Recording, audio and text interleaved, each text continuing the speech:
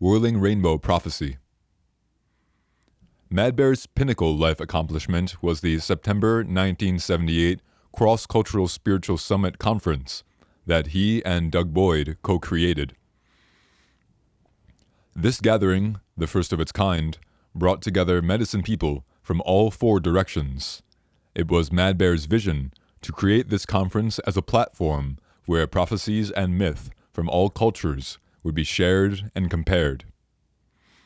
This cross-cultural conference differed from the Gathering of Indian Brothers, since it openly bridged the indigenous wisdom teachers with the so-called non-native, non-indigenous people of European descent, who also held wisdom teachings of their own. It was also open to all indigenous medicine people who were not Native American. This coming together, a full and complete mending of the sacred hoop, was prophesied via the Whirling Rainbow Prophecy, a prophecy that many tribes share in common. There are a lot of differences out there in life. I know for sure that the Creator loved diversity. I can see it in the creation. Look at how many different kinds of flowers. Look at how many different kinds of grass. Look at all the different kinds of trees. Look at all the different insects. When I start seeing how diverse this creation is, I know that the Creator loves the diversity. Look at how deep and how vast that diversity is. Mad Bear of the Tuscarora.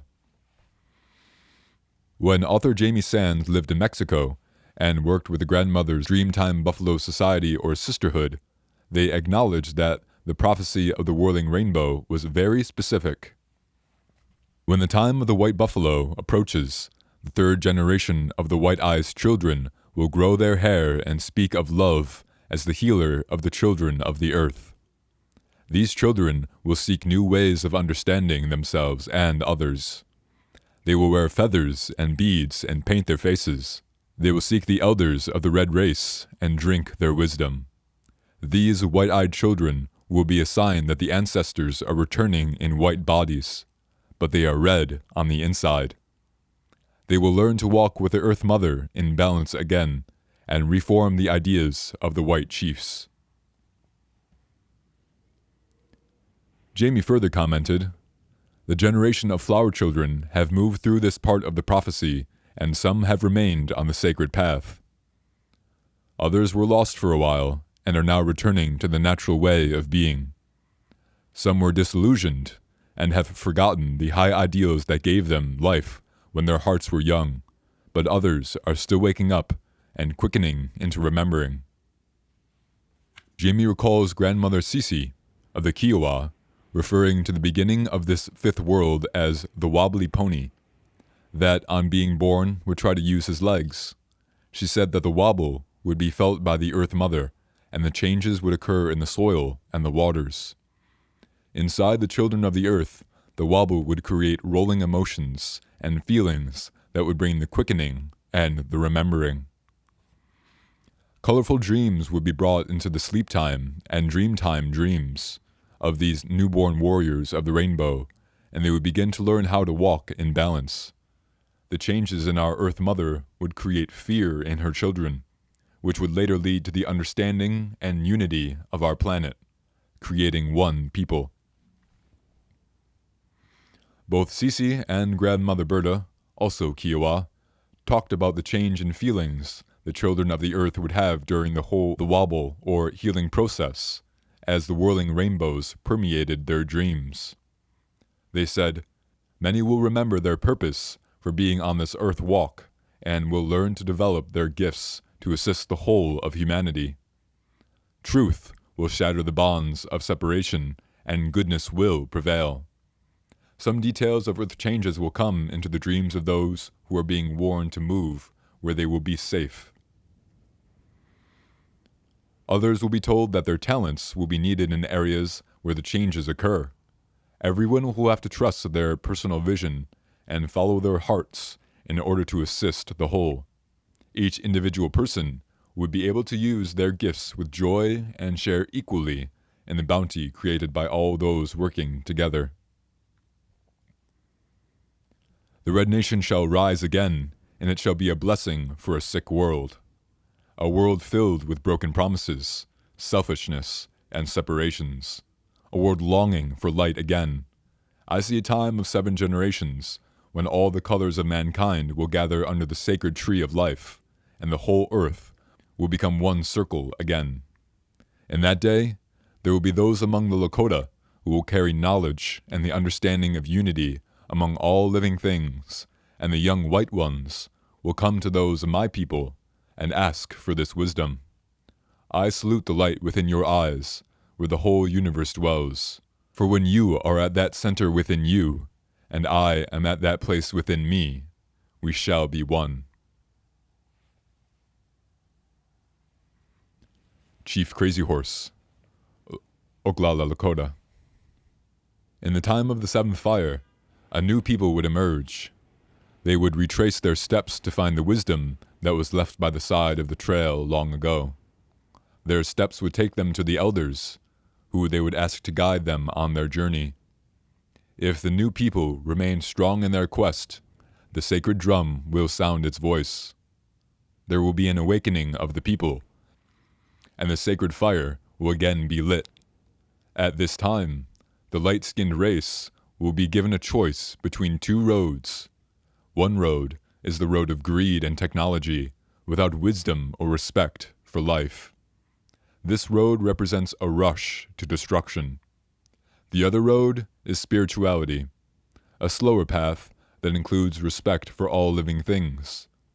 If we choose the spiritual path, we can light yet another fire, an 8th fire, and begin an extended period of peace and healthy growth. Grandfather William Commanda, Algonquin. As Native Americans, we believe the rainbow is a sign from the spirit in all things. It is a sign of the union of all people, like one big family. The unity of all humanity, many tribes and people, is essential. Thomas Binyakya, Hopi. This difficult time has seen the beginning of a new nation of multicolored beings. The seeds of the 4 directions mixed together to create the first rainbow people.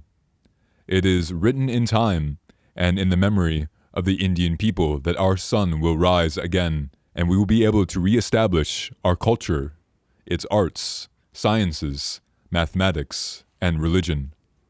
Mayan knowledge will come forward again.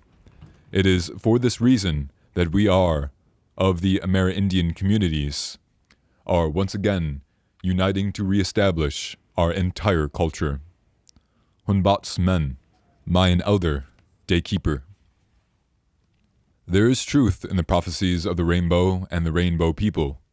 People from all of the Americas will unite with people from all the other nations, and they will realize that we are all family, brothers and sisters.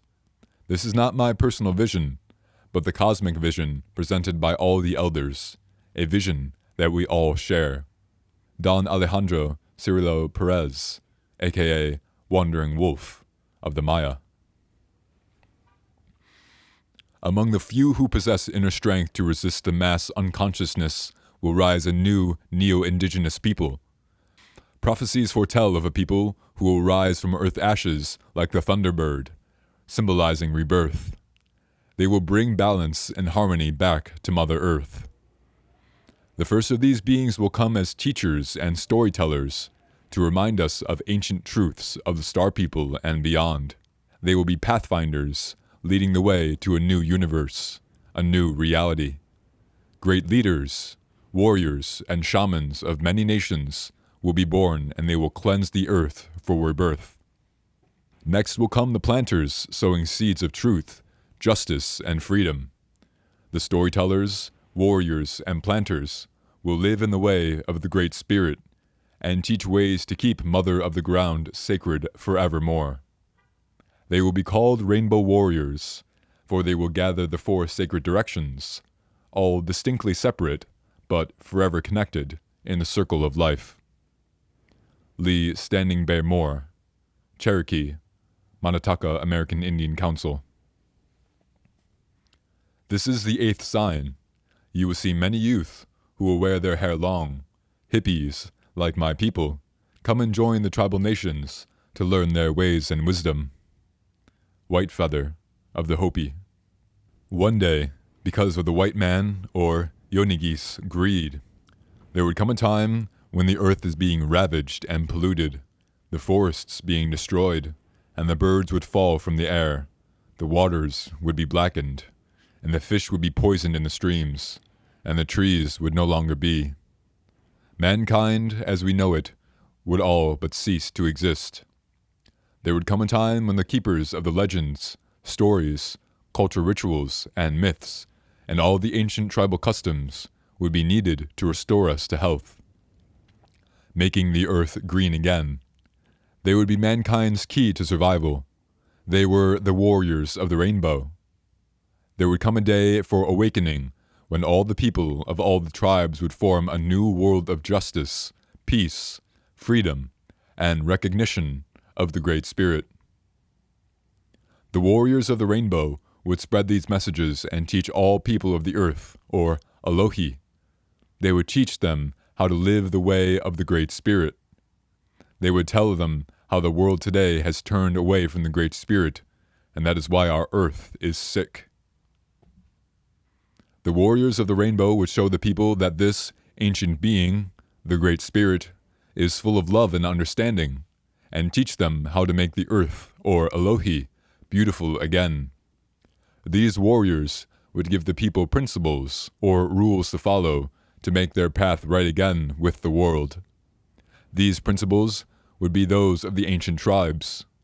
The warriors of the rainbow would teach the people of the ancient practices of unity, love, and understanding. They would teach of harmony among people in all four corners of the earth. Like the ancient tribes, they would teach the people how to pray to the Great Spirit with love that flows like the beautiful mountain stream and flows along the path to the ocean of life. Once again, they would be able to feel joy in solitude and in councils. They would be free of petty jealousies and love all mankind as their brothers, regardless of color, race, or religion. They would all feel happiness enter their hearts and become one with the entire human race. Their hearts would be pure and radiate warmth, understanding, and respect for all of mankind, nature, and the Great Spirit. They would once again fill their minds, hearts, souls, and deeds with the purest of thoughts. They would seek the beauty of the Master of Life, the Great Spirit. They would find strength and beauty in prayer and the solitude of life. Their children would once again be able to run free and enjoy the treasures of nature and Mother Earth, free from the fears of toxins and destructions wrought by the Yonigi and the practice of greed. Wrought by the Yonigi and his practices of greed. The rivers would again run clear, and the forests would be abundant and beautiful. The animals and birds would be replenished, and the powers of the plants and animals would again be respected, and conservation of all that is beautiful would become a way of life. The poor, sick, and needy would be cared for by their brothers and sisters of the earth. These practices would again become a part of their daily lives. The leaders of the people would be chosen in the old way, not by their political party, or who could speak the loudest, boast the most, or by name-calling or mudslinging, but by those whose actions spoke the loudest. Those who demonstrated their love, wisdom, and courage, and those who showed that they could and did work for the good of all, would be chosen as the leaders of chiefs.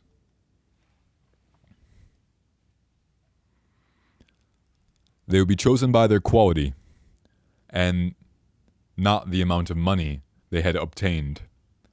Like the thoughtful and devoted ancient chiefs, they would understand the people with love, and see that their young were educated with the love and wisdom of their surroundings. They would show them that miracles can be accomplished to heal the world of its ills and restore it to health and beauty. The tasks of these warriors of the rainbow are many and great. There will be terrifying mountains of ignorance to conquer, and they shall find prejudice and hatred. They must be dedicated, unwavering in their strength, and strong of heart. They will find willing hearts and minds that will follow them on this road of returning Mother Earth to beauty and plenty once more. The day will come. It is not far away. The day that we shall see how we owe our very existence to the people of all tribes that have maintained their culture and heritage, those who have kept the rituals, stories, legends, and myths alive. It will be with this knowledge, the knowledge that they have preserved, that we shall once again return harmony to Mother Earth with nature and mankind. It will be with this knowledge that we shall find our key to our survival. Eyes of Fire, Cree. The legend of the Rainbow Warriors is quintessentially American. However, the general concept of a coming golden age and the unity of people is a global understanding. In Steve McFadden's book, Legend of the Warrior Rainbow, he talks about William Commanda, Algonquin elder, being keeper of the Prinstaven, a carved wooden staff from the Vikings that was given to the Indian people more than 1,000 years ago. The Primstaven describes prophecies of the Viking people, which essentially assert that, although different people have different ways of understanding it, there is only one creator, and all people, no matter their color or their religious traditions, come from this creator. Someday the carvings on the stick declare, all people will recognize and honor this simple truth.